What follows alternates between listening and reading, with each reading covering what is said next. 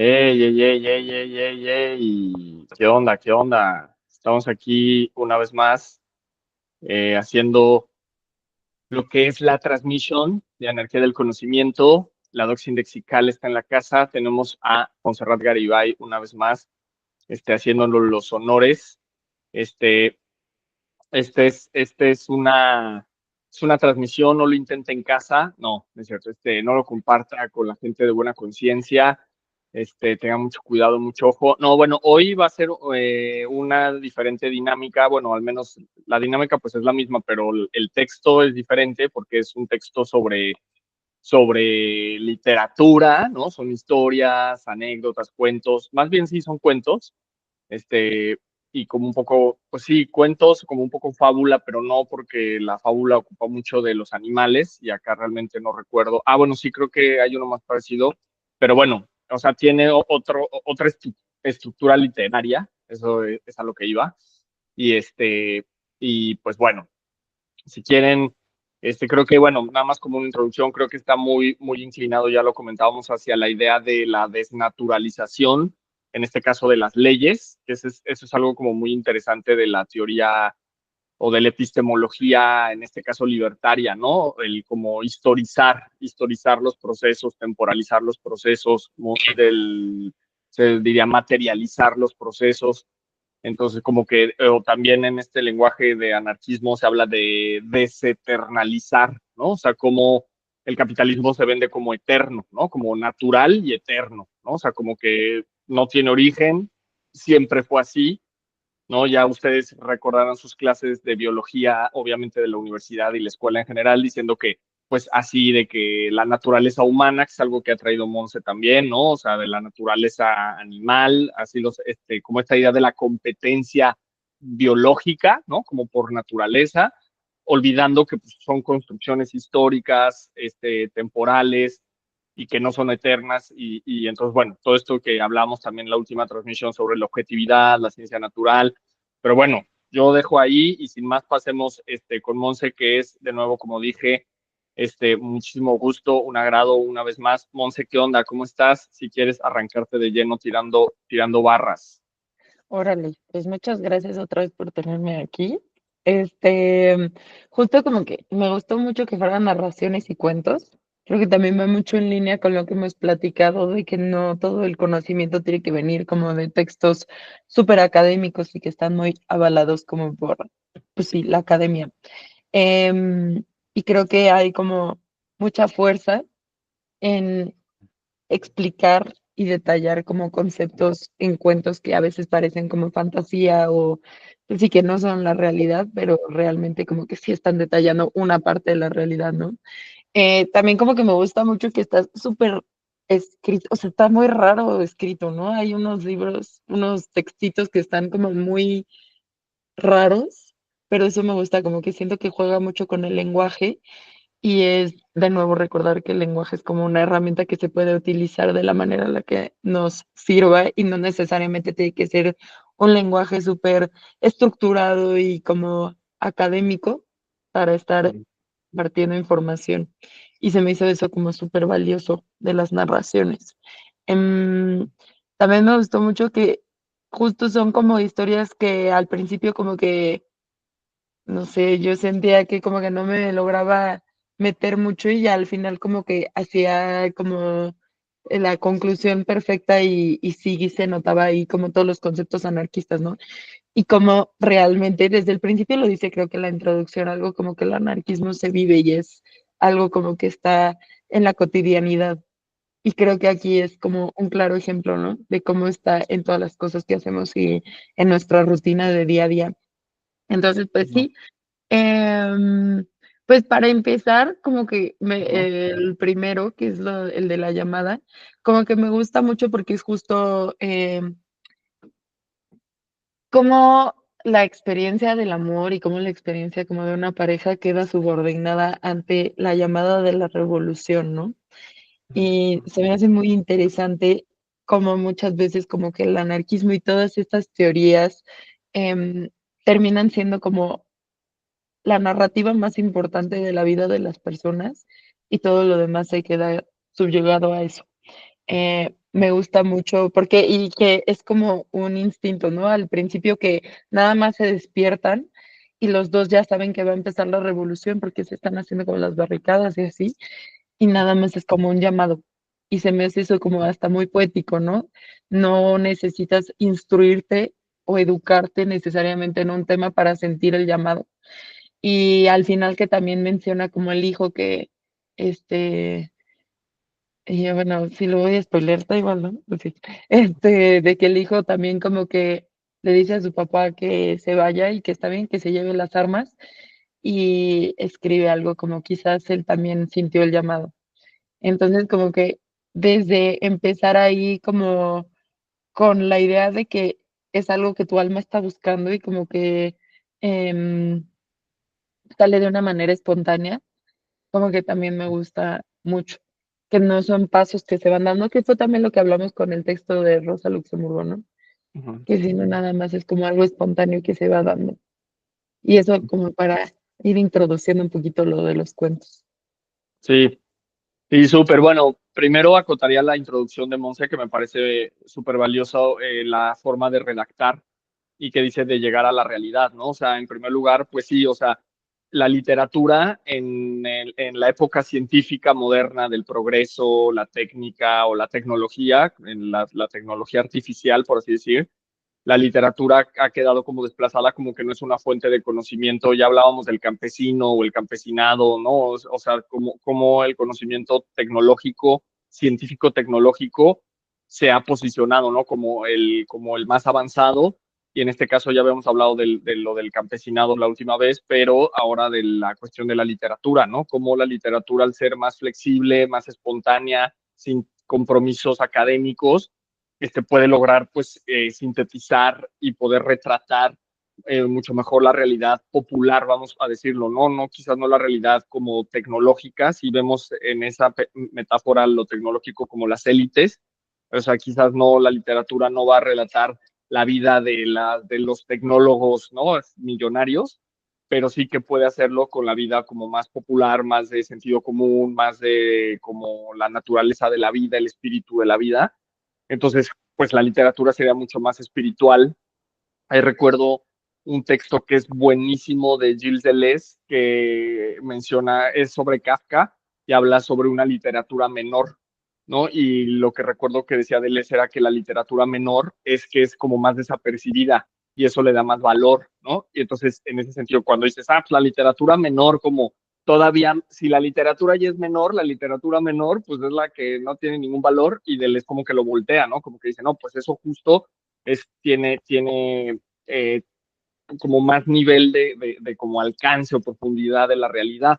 Entonces, esta literatura menor es muy anarquista, porque pensemos, esto ya lo habíamos dicho, ¿no? Como hubo muchos anarquistas que quemaban su obra, o en este caso, anclo lo que dijo Yamonce sobre el lenguaje, ¿no? O sea, como hay un uso del lenguaje mucho más suelto, en donde como que vienen las palabras, las pronunciaciones literales, ¿no? De cómo habla la gente, ¿no? De este acento como más español, como más andaluz o más catalán o como más popular, ¿no? Entonces, pues viene escrito así con zetas, con acentos que no van, con letras K, etcétera, pero que busca como, pues sí, desobedecer pues la academia, la gramática, porque pensemos que la gramática en este sentido sería pues ese como normatividad dominante, ¿no? O sea, esa forma de que hay un lenguaje incorrecto, hay una forma de hablar incorrecta, hay una forma de uso incorrecto del lenguaje, ¿no? Entonces, pues eso atenta contra el espíritu mismo del lenguaje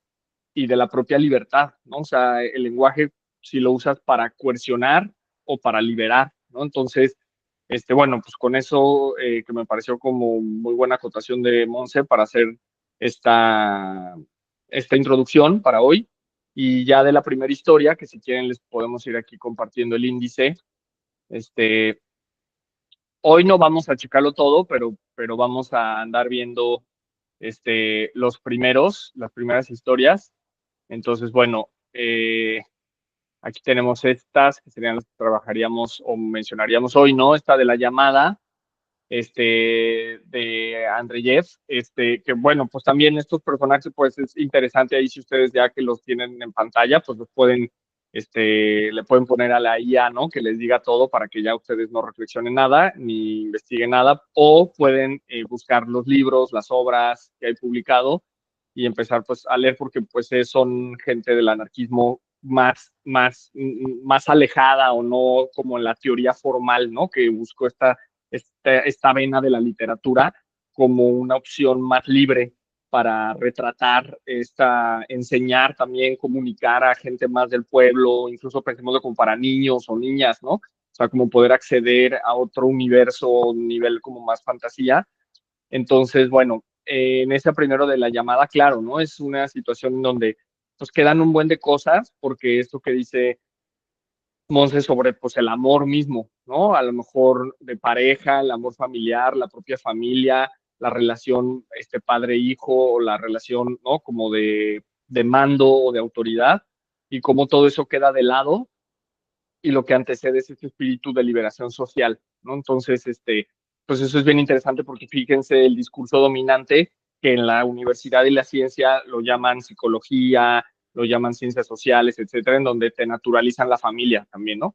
La familia judio-cristiana, ¿no? De padres, hijos, viven todos en un mismo lugar, y ahí no puede entrar nadie si no están hacinados o hay conceptos que patologizan otros modelos familiares y se naturalice esta idea judio-cristiana de la familia, ¿no? Entonces eso pues también, o sea, desnaturalizar, podríamos hablar hoy de que el anarquismo es un proceso de desnaturalización de lo que nos parece obvio, común o válido o normal, ¿no? O sea, es una desnormalización pues ontológica, ¿no? Existencial.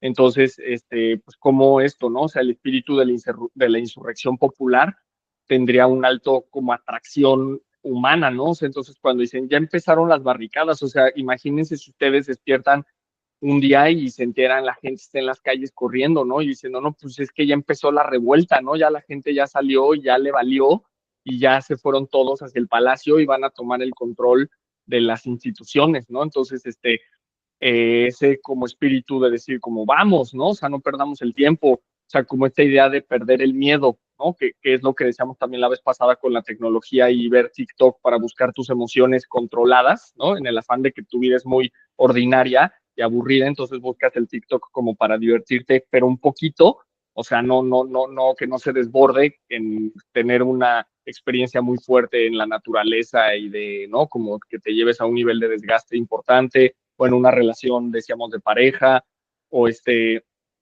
o en una experiencia en una lucha política, ¿no? En donde pues, tengas que exponer un poco más o arriesgar un poco más tu propia vida o tu propio tiempo, ¿no? O sea, tu tiempo, ¿no? O sea, ahora eso es un problemón, ¿no? O sea, no, pues es que es mi tiempo libre, no, pues es que tengo que trabajar, no, pues es que tengo cosas que hacer, no, pues es que tengo que ir con mis amigos, ¿no? Tengo que ir, o sea, cosas que entonces realmente las grandes experiencias humanas pues se van quedando y aquí es muy interesante ese primer cuento de cómo pues la insurrección popular termina siendo como un desborde, un llamado a la acción y entonces pues queda todo lo más de lado porque lo social, la liberación social sería como lo principal, ¿no? Entonces, ¿cómo ves esto, Monse? ¿Le quieres seguir o vamos otro? Cuéntanos. Este, rapidísimo, justo lo que estabas diciendo del lenguaje, como que se me hace muy curioso porque me vino mucho a la mente como el lenguaje que se utiliza ahorita en redes sociales, que no sé si has visto, que es horrible, ¿no? O sea, justamente que es como muy absurdo de poner como justo zetas, Ks, Hs en donde no van, o escribir como súper mal lo que debería de estar escrito como de una manera distinta. Y entonces como que me quedé pensando en por qué se hace eso, o sea, como que se me hace como llevar el lenguaje a lo absurdo, ¿no? Y que va también, o sea, me voy a ir hacia otro lugar ahorita, regreso a Bien, eso, bien, pero venga, venga. como que se me hace muy curioso, igual em, mucho de los memes y como todas esas cosas es como volver absurda la realidad.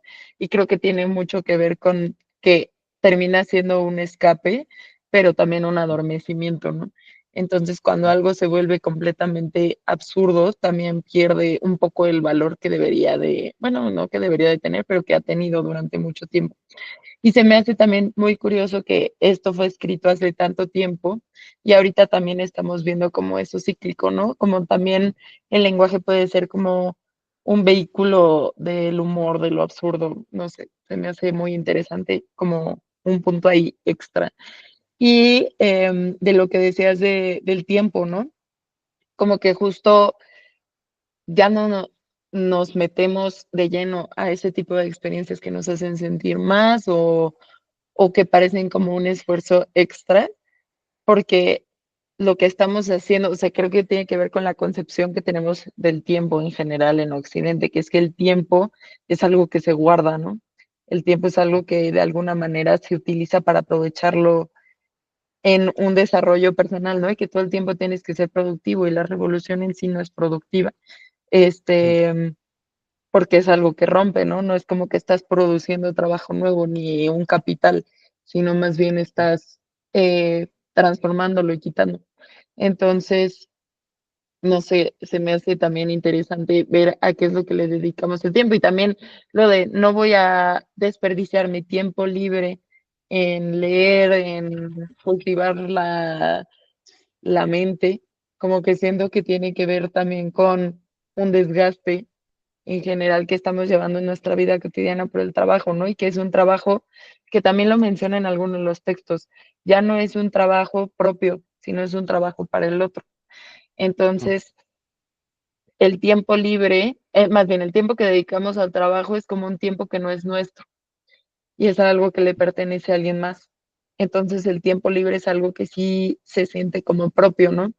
Y que otra vez es un tema que se toca a través de todo, ¿no? La propiedad privada, que incluso el tiempo se termina volviendo como en un aspecto material.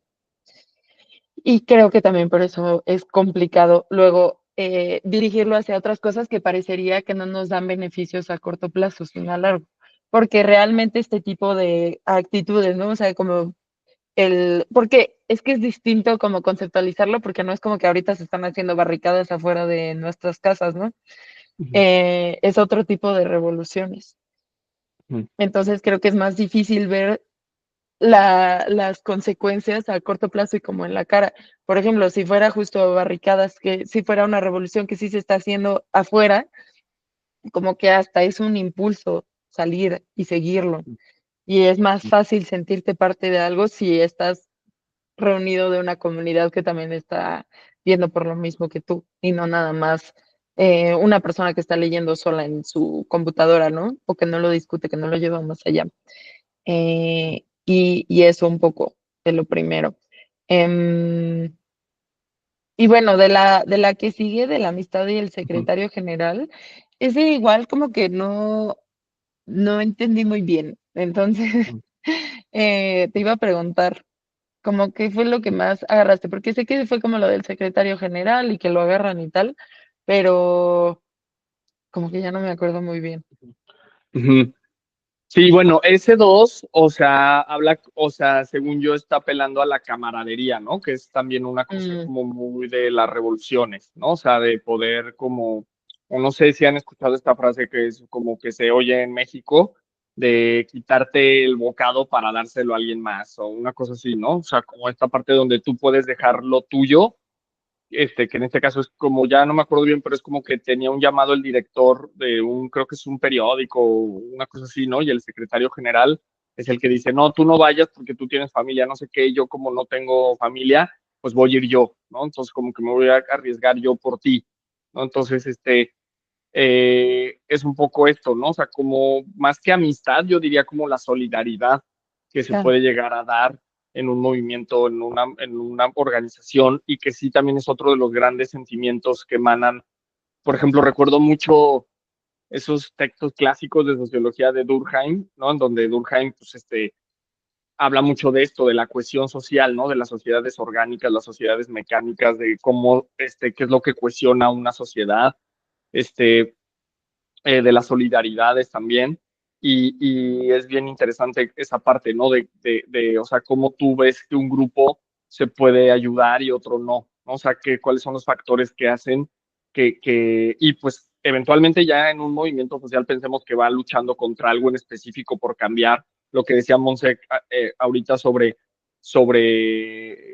que la revolución no es productiva, pues es que de entrada pues la revolución busca un cambio de reglas, ¿no? O en el, si es, o sea, o en el, como inicialmente al menos como una desestructuración de las reglas, ¿no? O una especie de, como de ruptura con las reglas, ¿no? Entonces, pues claro, no hay nada más improductivo que romper las reglas, ¿no? O sea, no hay algo como más que va a atentar contra el orden establecido y en ese sentido contra, o sea, porque es un poco como paradójico, ¿no? Como la gente se puede quejar de su vida, pero prefiere soportarla a cambiar las reglas, ¿no? A como verse sometida o verse enfrentada, confrontada, a tener que restablecer, ¿no?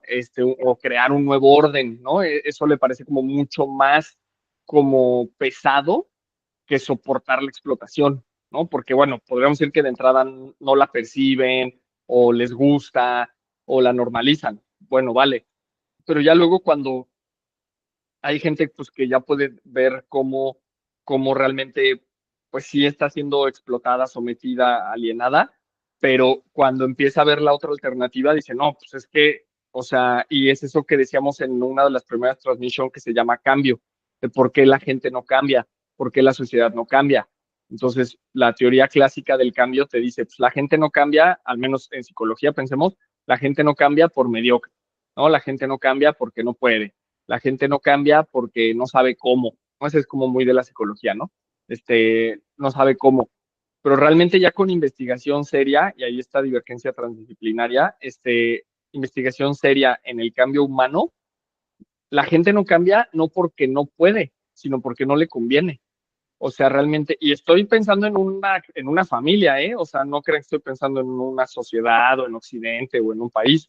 O sea, realmente estoy pensando en por qué no cambia una familia o una persona con, no sé, sus hijos o en su trabajo o con su pareja. Es por esto, porque, o sea, no es que no pueda, sino porque hacer ese cambio pues, requiere, por así decir, como, pues no solo disciplinarse o sostenerse en toda una nueva dinámica, y eso ya le parece como demasiado, entonces prefieren sus problemas, ¿no? Sino, no nada más sostenerse en algo nuevo, sino que eso sostenerse nuevo, pues te llevaría como a nuevos problemas. Por ejemplo, o sea, una sociedad que fuera anarquista, no solo te requeriría pues organizarte permanentemente más, estar en una comunicación, debatiendo las decisiones, sino que luego pues poder, o sea, tener que dividir muchas veces lo que tú tienes, ¿no? O tener que ser mucho más compartido. Entonces es como que la gente diría, no, pues, o sea, yo no tengo mucho, pero compartir lo poco que tengo, nunca, ¿no? O sea, eso es como peor para mí. Entonces prefiero seguir individualmente explotado a como hacer un cambio o como socializar lo poco que tengo, ¿no? Entonces, eh, sin duda que este tipo de perspectiva, ¿no? De un cambio, una teoría del cambio más con la complejidad, desde la complejidad, pues sí, ¿no? O sea, prefiero tener mi tiempo libre, o sea, ir a la chamba ahí de Godines o sea, o de la que sea, ¿no? O sea, porque pues no, o sea, así se le llama de Godines, pero pues eso realmente es proletariado, ¿no? O sea, prefiero estar de proletariado y tener mi tiempo libre y mi dinerito para ir al cine o como, no sé, o sea, las cosillas que me gusten y no apostar por tener mucho más, o sea, por una vida con mucho más tiempo libre, mucho más recreación. ¿Por qué? Porque es que tener más recreación, pues te va a obligar a tener más nivel, como pues existencial, ¿no? Una inteligencia espiritual mayor y eso requiere trabajo. O sea, entonces es mejor quejarte en la explotación a asumir la posibilidad de que puedes, ¿no? O sea, de tu libertad, por así decirlo, ¿no? Entonces, bueno, aquí yo dejaría, no sé cómo ves, ¿no? Si quieres seguirle, antes de que leamos, si quieren, la de historia 3 o, Sí, cuéntanos. es que justo también hay otra frase, ¿no? Que es como, más vale, no me acuerdo, viejo por, no sé cómo es, pero es algo de que, Lo mejor conocido. Ajá, exactamente. Mejor tener ya lo malo, algo, que chance es peor, desconocido. Y creo que tiene que ver con eso, que la gente no Ujú, quiere un cambio porque da mucho miedo, ¿no? ujú, Lo que ujú, pueda venir después, porque así como puede ser algo mejor, también puede ser algo bastante peor. Y, y justo es una comodidad porque ya conoces, sí, más vale viejo conocido que malo por conocer, algo así ujú. es. Sí, sí, Pero sí. justo creo que también es mucho por eso. Em, y también y digo, me voy a meter un poquito como en una de las lecturas que sigue, pero justo dice como lo de las revoluciones, ¿no? De que siempre estaban luchando por algo distinto y terminaba siendo lo mismo. Creo que Ujú, también ha sido una táctica de la política, en donde siempre terminan siendo como las mismas técnicas que se utilizan, nada más como más modernizadas, pero en donde la persona sigue siendo violentada de la misma manera. Entonces, pues obviamente la gente empieza a crear como un rechazo hacia la política y hacia las personas que los representan, porque en su imaginario todos son lo mismo, porque en la práctica se ha visto lo mismo, ¿no? Pero al final del día porque es un mismo sistema. No es como que no se está exacto. cambiando el sistema, sino están respondiendo ante las mismas como estímulos, ¿no? Externos. Entonces, ¿cómo se espera que una persona tenga agencia para cambiarlo todo si está inserto en un mismo sistema? Y creo que también por eso la gente como que pues sí les da más comodidad que darse en donde están que la vulnerabilidad ante lo desconocido, ¿no?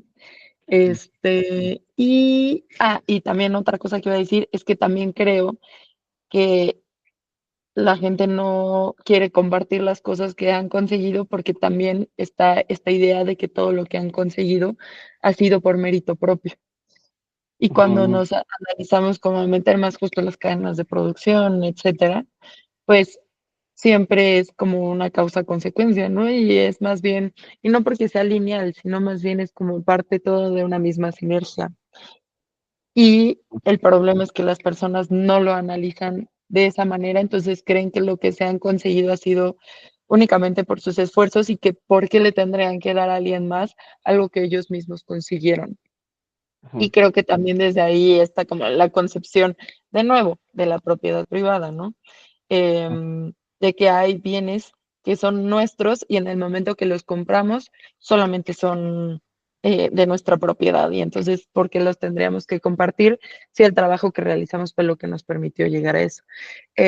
Y que también lo toca después, que se me hace muy bueno, ¿no? O sea, justamente, ay, no me acuerdo en cuál lectura lo hablan, me imagino que al rato lo vamos a saber, pero pues justo creo que es en el tercero, sí es cierto, es en el tercero, que también tiene que ver como con los bienes heredados y tal, ujú, em, que pues todo eso viene como de una estructura social y de redes que están súper interconectadas desde hace muchísimo tiempo y todo está ujú. como en constante diálogo y creo que también por eso resulta como tan revolucionario o trascendental el pensar en la cooperación, el pensar como en la ¿cómo se dice? Camadería, cam- Camaradería.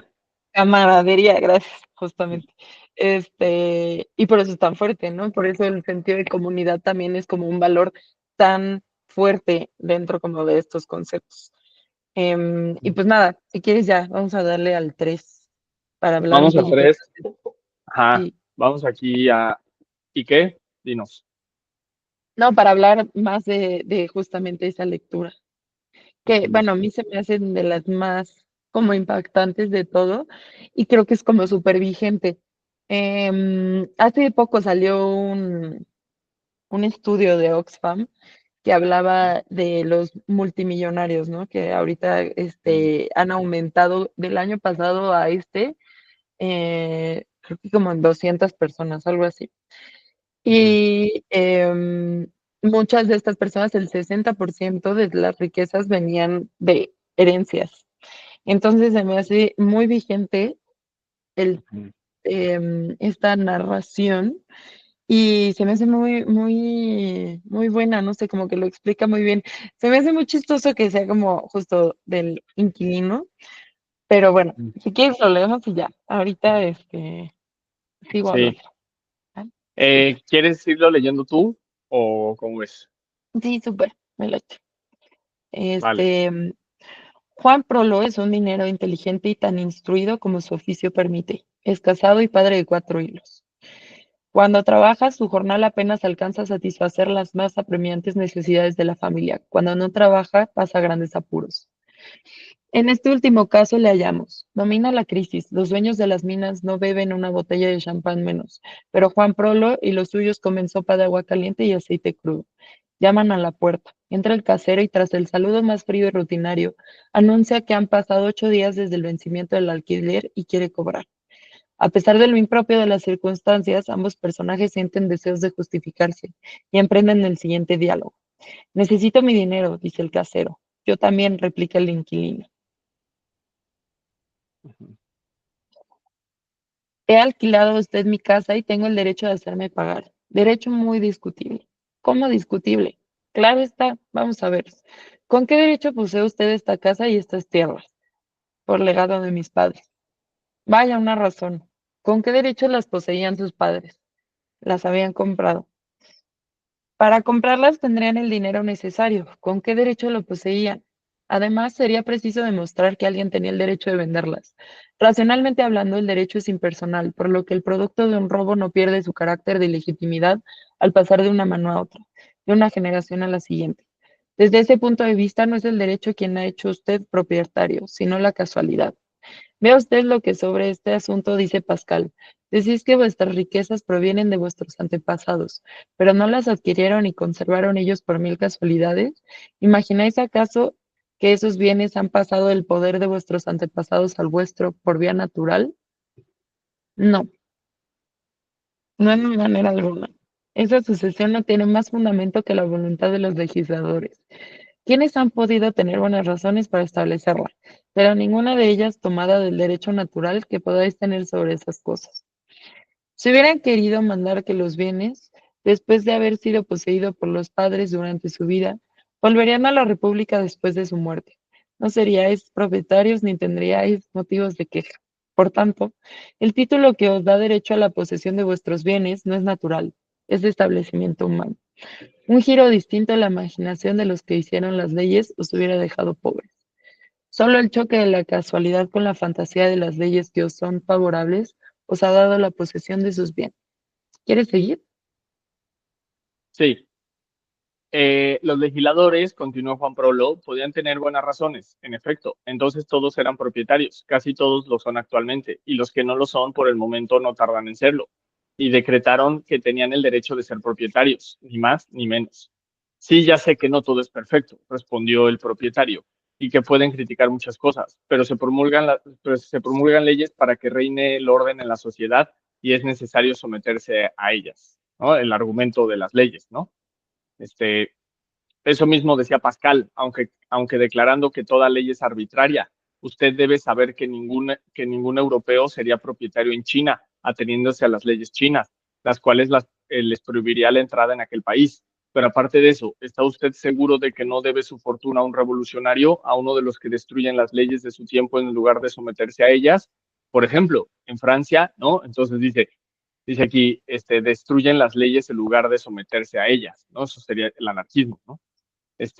Por ejemplo, en Francia, 792 y 93, los burgueses se apoderaron una vez directamente como vulgares desvalijadores de los bienes de la nobleza y el clero, otras veces declarando esos bienes propiedad del Estado y comprándolos después a vil precio. Hay que notar que al declarar la propiedad pública, los bienes de los emigrados se les declaraba propiedad del pueblo, pero como solo ellos tenían medios de adquirirlos y además no se consultó al pueblo, resulta que los herederos, ¿qué le parece a usted esos herederos? Entonces, bueno, realmente siempre hay que historizar que la burguesía creó este Estado y estas leyes que tenemos ahora. Y por eso esas leyes favorecen la propiedad privada, que en sí es como la base de la sociedad capitalista, ¿no? Entonces, o sea, esas leyes Y pues sí, ¿no? O sea, a lo mejor para ahorita pues hablar sobre el derecho, lo jurídico, ¿no? Porque esos son temas como bien, bien pertinentes para hoy. ¿Quién piensa en tal cosa? ¿Sabe usted que hace mucho tiempo se pasó la esponja sobre eso y que ya no se conocen más que derechos adquiridos por el tiempo? Así, pues, en buena lógica, reconocer usted que los proletarios no tienen más que hacer contra la burguesía la misma revolución que hicieron los burgueses contra la nobleza y el clero en 1793, apoderarse de todas las propiedades y como desde entonces hasta el presente han transcurrido más de 100 años, no hay más que esperar otros 100, es decir, al año 2000 y pico, pues que es en el que estamos hoy, ¿no? Este, para que se haya pasado otra vez la esponja y no haya más que derechos adquiridos y vuestros descendientes no tengan derecho de queja. ¿No le parece a usted, señor Casero? Oh, no, eso es muy diferente. Además, mi fortuna es muy anterior a la Revolución Francesa y aún a los bandidajes aristocráticos de la edad feudal. ¿De qué podría usted servirse como argumento? Me ha sido transmitida por una larga descendencia de antepasados cuyo origen se pierde en la noche de los tiempos. ¿Y todavía no es usted conde? No importa, quiero conceder a su ascendencia una antigüedad superior a la de los demás encopetados aristócratas. Pongamos que desciende del tiempo, no de Carlomagno, sino de Clodoveo.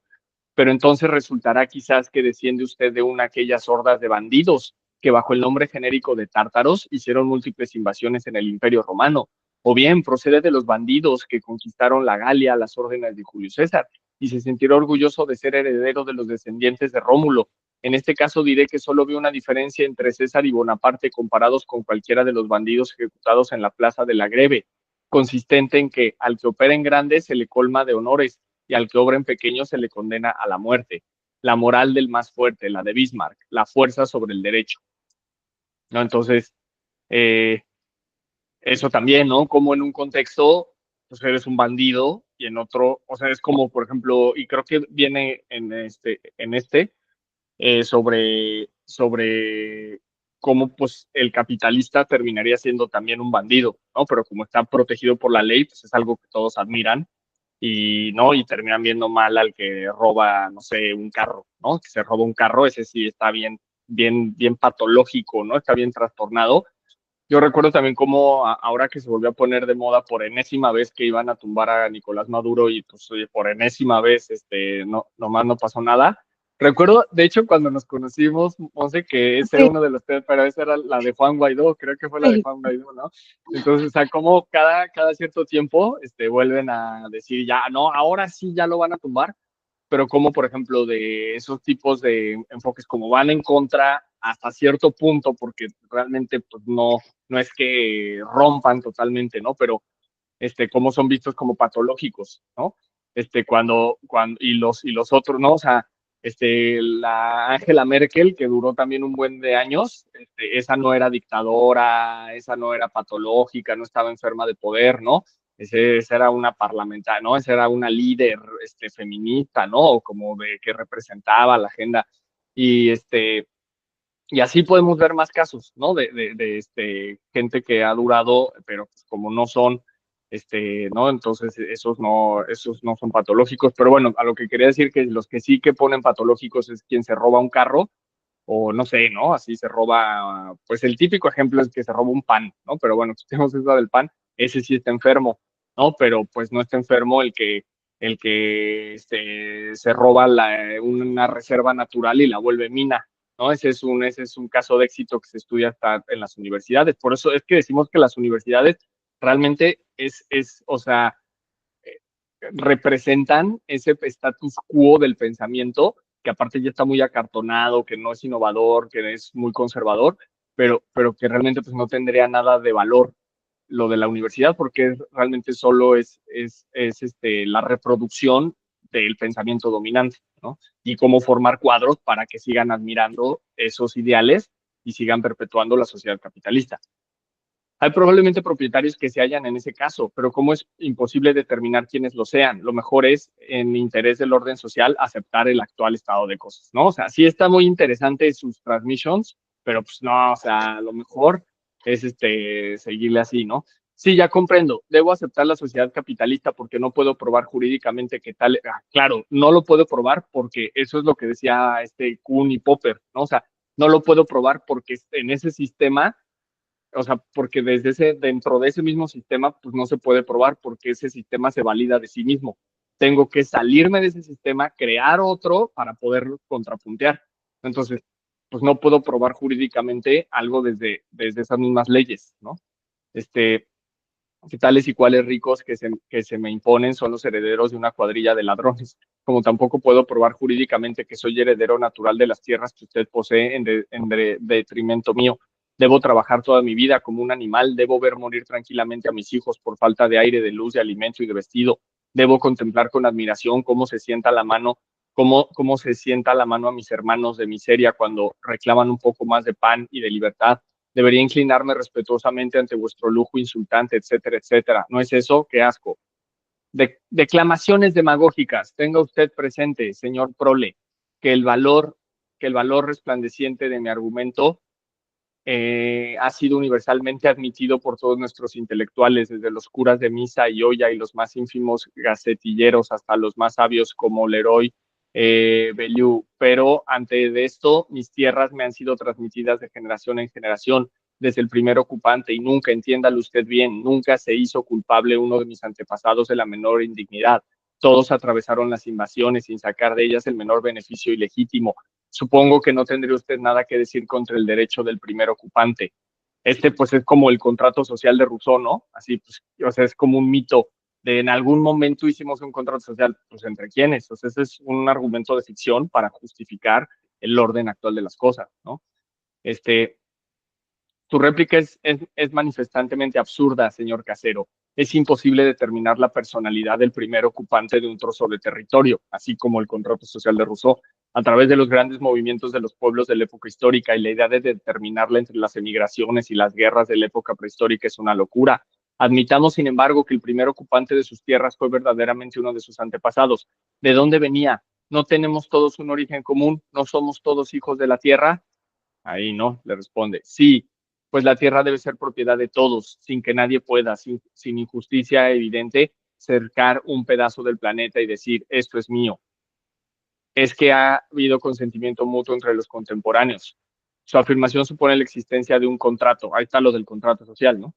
Que vuestros mismos jueces exigirían para darla a usted la razón. Yo también lo exijo. A ver, venga ese contrato. ¿No lo tiene usted? No importa. Quiero admitir que usted posee el tal contrato. Admito también que los contemporáneos de su abuelo eran libres de malbaratar sus derechos, pero no los míos ni los de mi generación. Hay quien pueda negarme el derecho de comer sopa de col, pretextando que no le gustaba a mi abuelo. Lo que los hombres han hecho en los hombres pueden deshacerlo, ha dicho Rousseau. En Francia, la burguesía ha deshecho la monarquía y no podrá el proletariado poner término a la ocupación propietario capitalista. ¿Le quiere seguir ahí, Monse? Y, y a todo esto, ¿qué hace usted del derecho de herencia? Sencillamente negarlo. Es absurdo que porque un hombre haya pasado el periodo de su desarrollo embrionario en el vientre de Juana o María, sea millonario o mendigo. Sabido es que usted echó de su casa una criada después de haberle hecho un hijo, cosa muy corriente entre los ricos, pues ese hijo es producto de una de sus células y de otra de su madre. La mitad de esa criatura, según el supuesto derecho natural de herencia, queda desheredada, puesto que si la célula ovular procediera de la señora y no de la criada, el chiquillo sería el heredero. Oiga usted la opinión de Jorge Tornar. La propiedad es puramente convencional. Se puede nacer cojo, ciego, débil o robusto, pero no se nace propietario, se nace individuo, sin más propiedad que la de su persona. Entre los recién nacidos, nadie puede distinguir cuál es el llamado a ejercer el nefasto papel del propietario, si no se hubiera convenido en dar ese título a tal o cual niño, porque la naturaleza no crea propietarios. Si antes que un niño haya realizado ningún acto, le reconocéis derechos exclusivos sobre un objeto determinado, practicáis un acto de expoliación respecto de todos los demás niños, porque por ese solo hecho priváis a todos del goce de aquel objeto. Ese Tonar es un canalla, interrumpió el casero. Le denunciaré para que lo metan en la cárcel. Sí, la cárcel es todavía la base más sólida de los derechos de los propietarios. Esa frase me gusta muchísimo, se me hace súper fuerte, porque también creo que la cárcel justamente termina siendo como dueña de los cuerpos, ¿no? Y que también se habla en la siguiente lectura, de cómo los cuerpos también terminan siendo como propiedad privada. Eh, El casero se encogió desdeñosamente de hombros y se dispuso a salir, aunque sin cobrar el alquiler. Pero Juan Prolo, animado por la discusión, le retuvo por el brazo. ¿Y qué me dice usted del derecho de conquista? Pues sencillamente que está admitido por todos los códigos antiguos y modernos y jamás ha sido negado por ningún gran legislador. Sin duda, porque ha beneficiado a todos los grandes legisladores. Pero no es esa la cuestión. Admitir el derecho de primer ocupante es negar el derecho de conquista, y tampoco no se puede conquistar un pedazo de territorio sin antes sea propiedad de alguien. El derecho de conquista es la negación absoluta del derecho del primer Ocupante. ocupante. Es que ya no alcanzó a ver. ¿Por qué Ah, no? ¿No ajá, lo, ya? como que se trabó. Ya Va, va, estuvo. va, va. Va, va. Súper. Ok. Y no solo esto, sino que proclamando el derecho de conquista se legitiman todos los latrocinios a mano armada. ¿Por qué? ¿Qué es de conquistar sino adquirir por las armas, con razón o sin ella, la propiedad ajena? Los bandidos que salen al camino adquieren por las armas del mismo modo que un emperador, y a veces con más valor. Si se encarcela a los bandidos solo en virtud de poseer una fuerza superior, hay que admitir que si de pronto se volvieran ellos los más fuertes, os castigarían en nombre de las leyes que harían inspirándose en las vuestras. ¿Es usted abogado de los bandidos? Preguntó irónicamente el casero. No, respondió Juan Prolo. Únicamente procuro demostrar a usted que, en verdadera sociología, el bandido, el conquistador, el ladrón profesional y el propietario son parásitos que viven a expensas de los productores de la riqueza social. Los ladrones ilegales cambian el propietario, pero no destruyen la propiedad. Cuando fracasan, caen víctimas de la institución que les ha producido. Cuando logran buen éxito, se vuelven honrados capitalistas, a los cuales todo el mundo se inclina y a quienes protegen las leyes. Por lo demás, yo no veo más que el principio de propiedad individual, dejando aparte los individuos. Sí, comprendo. Usted es partidario de la expropiación, es decir, del robo universal. Por el momento, no he de justificar la expropiación, de la que en efecto soy partidario, pero he de demostrar el absurdo y la injusticia del derecho de propiedad individual. Y a propósito de expropiación y de conquista, veremos qué mal parado deja usted ese mismo derecho. Hemos visto que conquistar es adquirir por las armas, pues, según usted mismo, para ser legítimamente propietario de lo que se desea, basta ser suficientemente hábil, fuerte y bien armado para quitárselo a quien lo posea, ¿verdad? El choque de esta consideración en la realidad causa risa. Suponga usted que los proletarios, que todos los desheredados se coligan y que, armados, declaran la guerra a la clase propietaria. La vencen y dicen después de haberla despojado de cuanto poseía. Es una desgracia para vosotros, lo comprendemos, pero no podéis quejaros. Hemos obrado en conformidad con vuestros principios. Somos conquistadores. Aceptad el nuevo régimen, partidarios del derecho de conquista. ¿Qué diría usted en ese caso, señor casero? Va, te toca. Sí.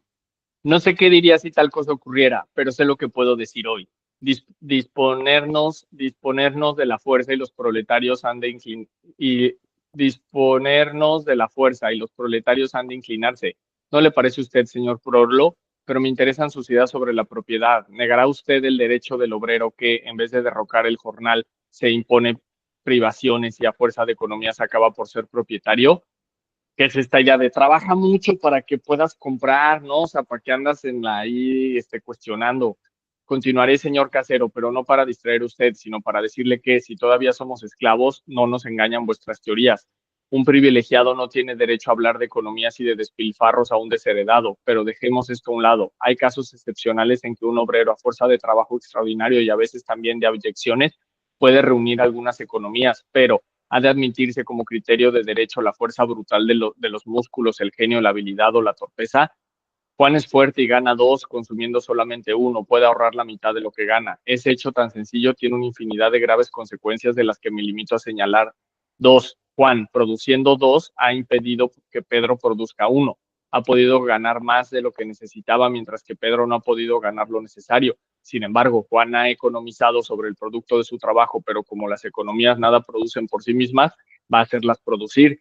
Para ello emprenderá más trabajo del que puede ejecutar por sí mismo, alquilará a otros obreros y sobre ellos un beneficio. A partir de ese momento no se enriquece ya con su trabajo, sino con el de obreros esquilados. y merced de unas economías sobre las cuales no tiene ningún derecho, puede explotar la miseria de sus compañeros. Se sabe además que de cada 10 inventores hay lo menos 9 robados por capitalistas infames a quienes se había visto obligados a revelar su suerte. Que eso es de lo que decíamos de la tecnología de la vez pasada, ¿no? De cómo van haciendo los monopolios, ¿no? Algunos logran enriquecerse, pero tienen derecho a esta riqueza. No hay invento sin el concurso directo o indirecto de todos los trabajadores del mundo. Necesita hierro, herramientas, aunque solo sea una aguja. Si todo esto se le negará a un inventor, ¿qué haría de su idea? Claro es que necesitas más inteligencia para inventar la telegrafía sin hilos que para hacer ladrillos, cortar piedra y asegurar madera y aserrar madera. Pero supongamos que a Marconi, cuyo genio admiro, se le hubiera negado un local. Además, no se comprende Marconi sin Franklin, Volta y otros muchos. Toda invención es el producto del trabajo, no de solo un hombre, sino de todas las generaciones pasadas y presentes, que es lo que ya decíamos al inicio, ¿no? O sea, de cómo no hay creación individual, ¿no? Este, alto, señor Prolo, usted olvida que para adquirir la ciencia necesaria para su invento, Marconi ha gastado una fortuna. Responde usted a la contestación por la cosa contestada. ¿Con qué derecho poseía Marconi una fortuna?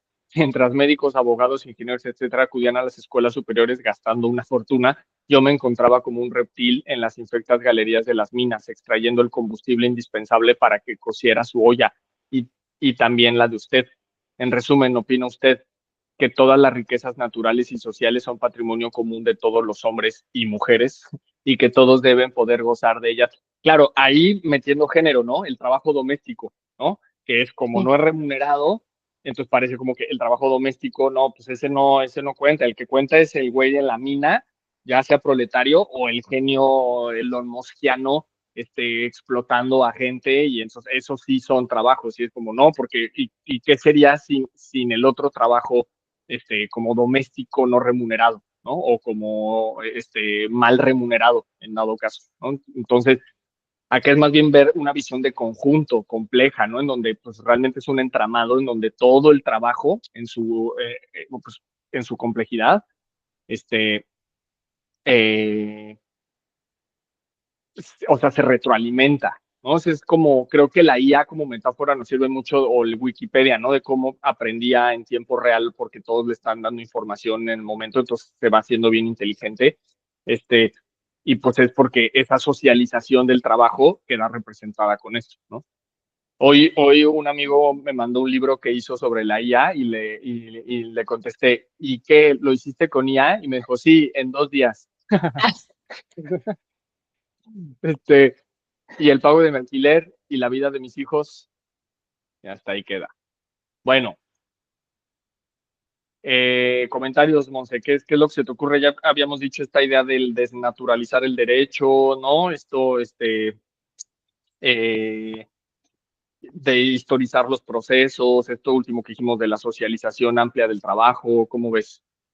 sí, creo que principalmente lo de desnaturalizar como las leyes y el aspecto del derecho, creo que también como que hemos asumido que ha existido siempre, ¿no? Y que las leyes, de las maneras en las que las comprendemos hoy, son la única forma que nos ha permitido convivir en sociedad. Y creo que, de nuevo, por tener como esta noción de que sin leyes no podríamos existir en una sociedad, es lo que nos hace ponerlas en un peldaño superior, como si fuera una ley divina, ¿no? Como cuando, ay, yo voy a decir algo, o sea, que justo cuando se habla como de la Biblia, ¿no? Y los católicos hablan de la Biblia, lo ven como la ley como suprema y única e irrefutable, siendo que es lo mismo con esto. Se nos olvida que al final del día las personas que escribieron esos textos son humanos, ¿no? Y todo es perfectible y la sociedad avanza y todo cambia, y no por eso hay como una verdad que no se puede discutir dentro de todos esos textos. Entonces, también se me hace súper loco que hemos visto siempre como justo el estado de naturaleza y cómo se terminó haciendo un contrato social, ¿no? Y, y que como que lo asumimos completamente como una ley a la que todos estamos como subordinados. Y pues sí, claro, de la manera en la que está hecha hoy, sí, y así funciona, ¿no? Pero basada en qué cosas, ¿no? y principalmente como en temas de la herencia, uy, a mí se me hace súper fuerte el tema, se me hace muy bueno y creo que cuando te pones a analizar, y es lo que decía mucho en el texto, ¿no? ¿Cómo puedes asegurar que las personas que te brindaron este terreno no fueron personas que se lo despojaron a otras? Y Ujú, también en este mismo estudio de Oxfam hablan mucho de cómo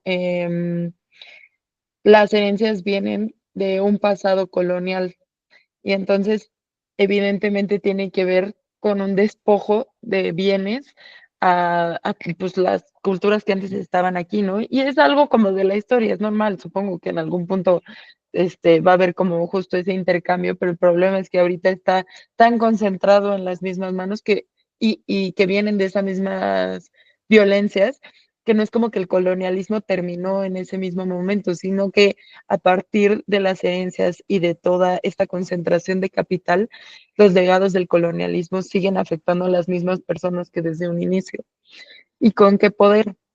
Y qué es lo que decía también en algún momento del texto, ¿por qué lo van a cambiar si al final del día las personas que les conviene que la ley esté hecha de esa manera, pues lo van a seguir perpetuando, ¿no? Si ahorita vemos justamente como este vínculo entre la política y el capital y todas estas personas multimillonarias, creo que justamente se vuelve a ver esto, ¿no? Como eh, hay un vínculo tan cercano que esas cadenas que están inscritas como en la propia sociedad son muy difíciles de romper si no se fija nuestros ojos como a eso en específico, ¿no? Eh, y ya, como que me gusta muchísimo ese texto, se me hace muy bueno. Es volver a cuestionarnos qué damos por sentado, qué damos por natural, cosas que realmente son artificiales y hechas por el humano. Y ya. ujú.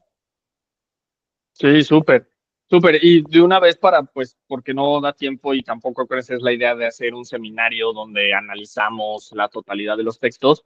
Este de los últimos que habla el señor Maulán, que era como un juez, un magistrado, y Ujú. habla mucho como de los errores jurídicos, ¿no? O sea, de Sí, como es juez, no se puede equivocar. Y entonces le hace un estratagema, ¿no? En donde como que lo engaña y entonces evidencia cómo está diciendo un absurdo, pero pues como es el juez, nadie lo cuestiona, ¿no? Y él mismo queda, ¿no? Entonces, cómo ese estratagema del señor Maulán podría ser la propia constitución, ¿no? O sea, cómo partes de como naturalizar una constitución como si fuera, no, ya lo dice la ley, y entonces ese mismo sistema cerrado o sea, no te permite dejar, o sea, poder pensar otras posibilidades y también como todos dicen, o como también pasa con los académicos, ¿no? O las académicas que, como es académica, pues cómo se va a equivocar, ¿no? Cuando luego, pues los académicos son los que dicen así cada cosa así bien, bien, ya bien, como bien obsoleta, ¿no? O sea, como en un pensamiento así ya bien, como que bien rebasado, pero pues como es el académico, ¿no? Tiene no sé qué cuántos grados, entonces no puede decir una sandez, pero realmente, o sea, si te pones a analizar desde fuera de su sistema lo que están diciendo, cómo está construido, pues empiezas a ver que pues realmente lo que ya habíamos hablado creo que antes de que hay un sentido común académico, ¿no? O sea, más allá de que sea ciencia, es un mismo sentido común especial, o sea, a partir de especialistas o de algo cerrado como la universidad, ¿no? Se cierra ese saber, pero ya después de tanto usarse, se deja de cuestionar y pues es un sentido común. ¿No? Como que todos ya naturalizan, pero que realmente puede tener como el otro día también con un amigo así que es como muy ingeniero, así como, o sea, no en el sentido, o sea, muy de sentido común, este, decía, no, pero lo que sí, Javier, es que lo de naces, creces, te reproduces y mueres. Esa sí es una máxima así como natural, ¿no? Y entonces, o sea, eso es como algo bien, bien triste, ¿no? Que un ingeniero, o sea, que es exitoso y que para la ingeniería o las cosas que él sabe hacer sí puede ser muy bueno, pero realmente o sea, su complejidad de pensamiento es como bien limitada, ¿no? Porque, claro, ¿no? Porque, o sea, se está quedando naturalizando, o sea, quitándole toda complejidad y como con claro, porque estas universalidades, cuando el arrendatario, ¿no? El arrendador, perdón, le dice como, no, eso está universalmente válido, o sea, esta tranquilidad de una ley universal ¿no? O sea, es como que tranquiliza mucho como lo que decíamos, o sea, como la creencia de Dios, ¿no? O sea, las leyes de Dios, esas no las hicimos nosotros, esas están hechas por algo más, no sé qué, calma un buen, porque realmente es eso que les decía, o sea, pasar una sociedad anarquista, pues realmente o sea, te requiere un nivel pues, de energía mayor y realmente el dar las cosas por hecho, la explotación es natural, nosotros somos pobres por naturaleza, así nos tocó vivir, ¿no? O sea, estas ideas son bien duras, pero son bien cómodas. Entonces ahí está su ganancia secundaria para no moverle, ¿no? Porque claro, moverle pues implicaría organizarte, salir a la barricada, o sea, como unas experiencias que realmente te van a dar mucho más crecimiento, pero eh, que te van a implicar ya salir de tu comodidad, ¿no? O sea, o sea, como que paradójico que, que, que defiendas la comodidad de tu explotación, ¿no? Entonces, ese es así como que de las grandes paradojas de la propio, pues, capitalismo, ¿no? Entonces, ¿de eso quieres comentar algo, Monse, o ya le vamos terminando con este último de Flores No, o sea, Magón? le terminamos con este. Me parece, o sea, súper, sí, estoy muy de acuerdo contigo. Pobre de tu amigo ingeniero. Se va a sentir ofendido en esta parte. Bueno, pues, y aparte, según él, ha visto las transmisiones, entonces, pues aquí está una Ay, prueba para ver si realmente las ve, porque, o sea, pues ya no me dice nada, entonces quiere decir que realmente no ve las transmisiones, ¿no? Pero, no, no, no, no, pero él, pues sabe obviamente quién es y le mando un gran saludo porque sí hemos tenido grandes, grandes tertulias, pero de pronto pasan estas cosas de naturalizar axiomas, ¿no? Como de la ciencia o cuando realmente tú platicas con un científico así de alto nivel, o sea, sí es gente que se cuestiona todo, ¿no? Y que sí asume todo esto, o sea, de que las leyes son históricas y que no hay una forma específica, que siempre se están construyendo, que la ciencia es de consensos, bueno, que tendría que ser de consensos, o sea, los científicos de avanzada, por así decirlo, sí realmente están a la altura de todo esto. O sea, no realmente están, es como para el resto. Por eso es que yo no sé si se acuerdan que les he dicho la distinción entre academia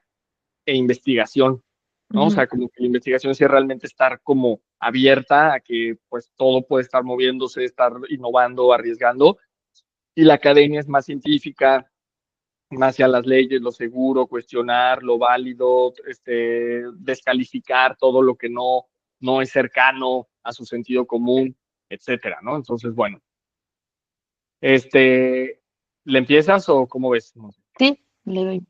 Venga. Bueno, este es de Ricardo Flores Magón, Dos revolucionarios. El revolucionario viejo y el revolucionario moderno se encontraron una tarde marchando en diferentes direcciones. El sol mostraba la mitad de su ascua por encima de la lejana sierra. Se hundía el rey del día, se hundía irremisiblemente como si tuviera conciencia de su derrota por la noche. Se enrojecía de cólera y escupía sobre la tierra y sobre el cielo sus más hermosas luces. Los dos revolucionarios se miraron frente a frente, el viejo, pálido, desmelenado, el rostro sin tersura como un papel de estraza arrojado al cesto, cruzado aquí a allá por feas cicatrices, los huesos denunciando sus filos bajo el raído traje. El moderno, erguido, lleno de vida, luminoso el rostro por el presentimiento de la gloria, raído del traje también, pero llevando con orgullo, como si fuera la bandera de los desheredados, el símbolo de un pensamiento común. Fa contraseña de los humildes hechos soberbios al calor de una grande idea. ¿A dónde vas? Preguntó el viejo. Voy a luchar por mis ideales, dijo el moderno. ¿Y tú? ¿A dónde vas? Preguntó a su vez. El viejo tosió, escupió colérico del suelo, echó una mirada al sol, cuya cólera del momento sentía él mismo, y dijo, yo no voy, yo ya vengo de regreso. ¿Qué traes? Desengaños, dijo el viejo. No vayas a la revolución, yo también fui a la guerra y ya ves cómo regreso. Triste, viejo, maltrecho de cuerpo y espíritu. El revolucionario moderno lanzó una mirada que abarcó el espacio. Su frente resplandecía. Una gran esperanza arrancaba del fondo de su ser y se asomaba a su rostro. Dijo al viejo, ¿supiste por qué luchaste? Sí, un malvado tenía dominado el país. Los pobres sufríamos la tiranía del gobierno y la tiranía de los hombres de dinero. Nuestros mejores hijos eran encerrados en el cuartel, las familias desamparadas. Se prostituían o pedían limosna para poder vivir. Nadie podía ver de frente al más bajo polizonte. La menor, la menor queja era considerada como acto de rebeldía. Un día un buen señor les dijo a los pobres, conciudadanos, para acabar con el presente estado de cosas, es necesario que haya un cambio de gobierno. Los hombres que están en el poder son ladrones, asesinos. Quitémoslos del poder, elíjanme de presidente y todo cambiará. Así habló el buen señor. Enseguida nos dio armas y nos lanzamos a la lucha. Triunfamos. Los malvados opresores fueron muertos y elegimos al hombre que nos dio las armas para que fuera presidente y nos fuimos a trabajar. Después de nuestro triunfo, seguimos trabajando exactamente como antes, como mulos y no como hombres. Nuestras familias siguieron sufriendo escasez. Nuestros mejores hijos continuaron siendo llevados al cuartel. Las contribuciones continuaron siendo cobradas con exactitud para el nuevo gobierno. Y en vez de disminuir, aumentaban. Tenemos que dejar en las manos de nuestros amos el producto de nuestro trabajo. Alguna vez que quisimos declararnos en huelga, nos mataron cobardemente. Ya ves cómo supe por qué luchaba. Los gobernantes eran malos y era preciso cambiarlos por buenos. Y ya ves cómo los que dijeron que iban a ser buenos se volvieron tan malos como los que destronamos. No vayas a la guerra, no vayas. Vas a arriesgar tu vida por encumbrar a un nuevo amo. Así habló el revolucionario viejo. El sol se hundía sin remedio, como si una mano gigantesca le hubiera echado la garra detrás de la montaña. El revolucionario moderno sonrió y repuso, compañero, voy a la guerra, pero no como tú fuiste y fueron los de tu época. Voy a la guerra, no para elevar a ningún hombre al poder, sino emancipar mi clase. Con el auxilio de este fusil obligaré a nuestros amos a que aflojen la garra y suelten lo que por miles de años nos han quitado a los pobres. Tú encomendaste a un hombre que hiciera tu felicidad. Yo y mis compañeros vamos a hacer la felicidad de todos por nuestra propia cuenta. Tú encomendaste a notables abogados y hombres de ciencia el trabajo de hacer leyes, y era natural que las hicieran de tal modo que quedara escogido por ellas. Y en lugar de ser instrumento de libertad, fueran instrumento de tiranía y de infamia. Todo tu error y el de los que como tú han luchado ha sido ese, dar poderes a un individuo o a un grupo de individuos para que se entreguen a la tarea de hacer la felicidad de los demás. No, amigo mío. Nosotros, los revolucionarios modernos, no buscamos amparos ni tutores, ni fabricantes de ventura. Nosotros vamos a conquistar la libertad y el bienestar por nosotros mismos. Y comenzamos por atacar la raíz de la tiranía política. Y esa raíz es el llamado derecho de propiedad. Vamos a arrebatar de las manos de nuestros amos la tierra para entregársela al pueblo. La opresión es un árbol. La raíz de este árbol es el llamado derecho de propiedad. El tronco, las ramas y las hojas son los polizontes, los soldados, los funcionarios de todas clases, grandes y pequeños. Pues bien, los revolucionarios viejos se han entregado a la tarea de derribar ese árbol en todos los tiempos. Lo derriban y retoña, y crece y se robustece. Se le vuelve a derribar y vuelve a retoñar, a crecer y a robustecer. Eso ha sido así porque no han atacado la raíz del árbol maldito. A todos les ha dado miedo sacarlo de cuajo y echarlo a la lumbre. ¿Ves, pues, viejo amigo mío, que has dado tu sangre sin provecho? Yo estoy dispuesto a dar la mía porque será en beneficio de todos mis hermanos de cadena. Yo quemaré el árbol en su raíz. Detrás de la montaña azul ardía algo, era el sol, que ya se había hundido, herido tal vez por la mano gigantesca que lo atraía al abismo, pues el cielo estaba rojo como si hubiera sido teñido por la sangre del astro. El revolucionario viejo suspiró y dijo, como el sol, yo también voy a mi ocaso, y desapareció en las sombras. El revolucionario moderno continuó su marcha hacia donde luchaban sus hermanos por los ideales nuevos. Del número 18 de Regeneración, fechado el 31 de diciembre de 1910. Que bueno, ya para ir terminando, pues está esta, yo diría que el revolucionario viejo es como el comunista o el socialista y el nuevo es el anarquista, ¿no? Ahí nomás que le pone moderno, lo cual no es muy afortunado el término porque pues, moderno ya después apeló más a la tecnología y, ¿no? Y a toda esta idea de neoliberal casi casi, ¿no? Pero bueno, o sea, sí la distinción es esa, ¿no? O sea, este árbol que retoña y hay que luchar, etcétera, porque no se arranca de raíz.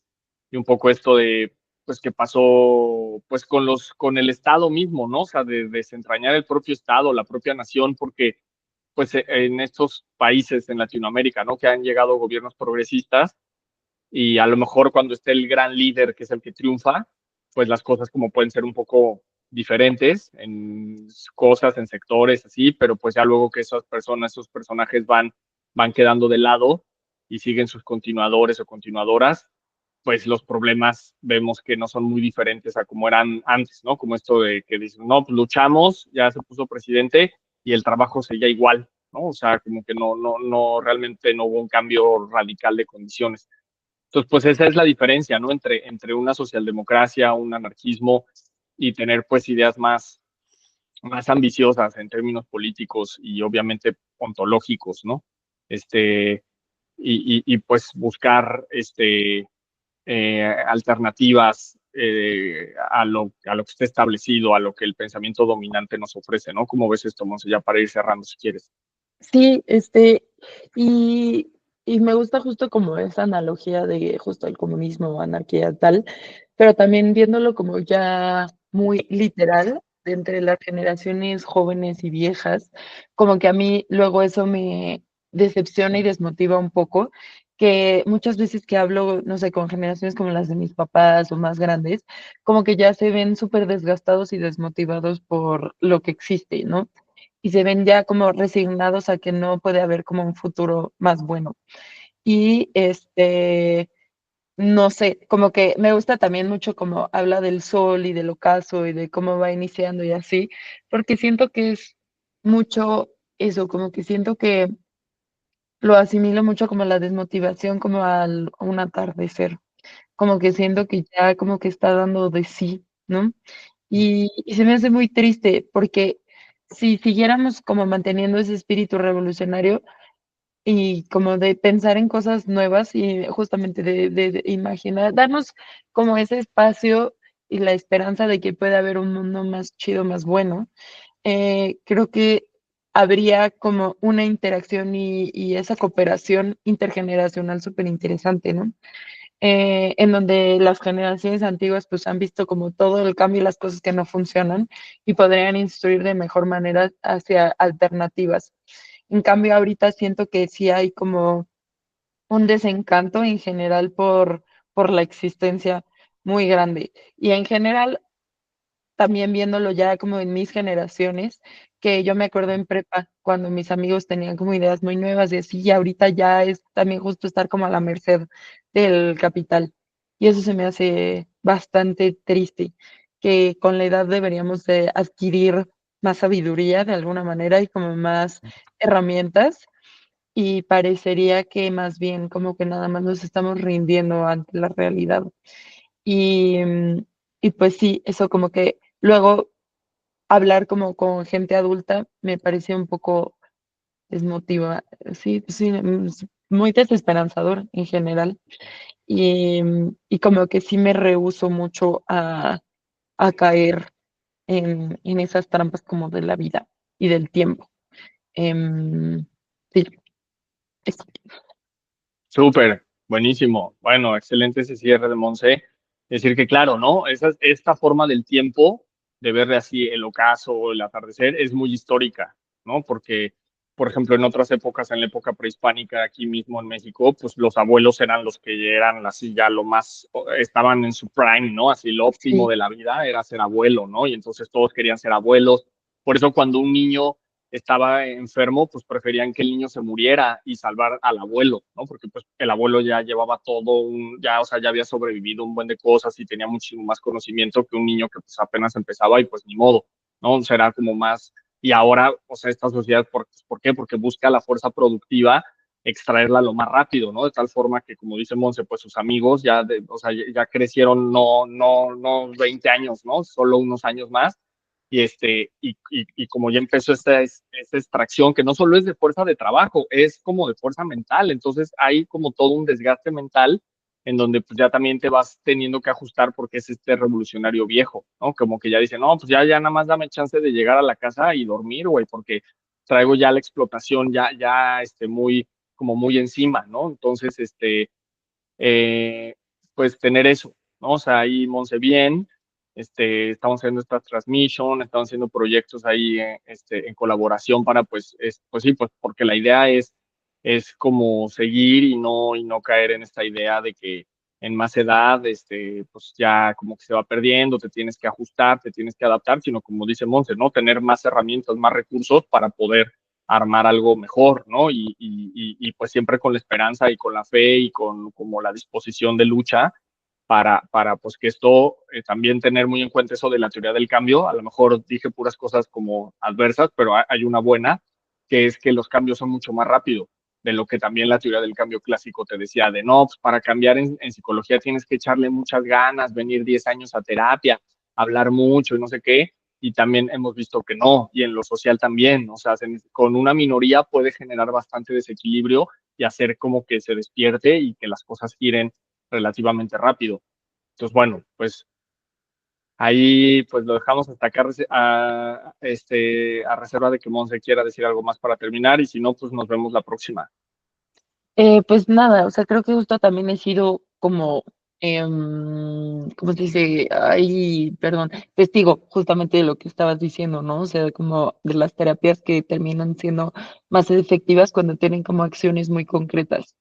Entonces, pues eso como que me parece súper importante de ver nuevas maneras de existir, porque realmente ahí pueden estar los cambios en vez de estar como en lo mismo años tras año que como que no brinda nada distinto, ¿no? Porque con la misma fórmula estamos esperando como resultados distintos, sino aventurarnos como a cosas nuevas y justo pues como que regresar mucho al amanecer, ¿no? Y si no quedarnos en el ocaso. Y ya, eso es todo.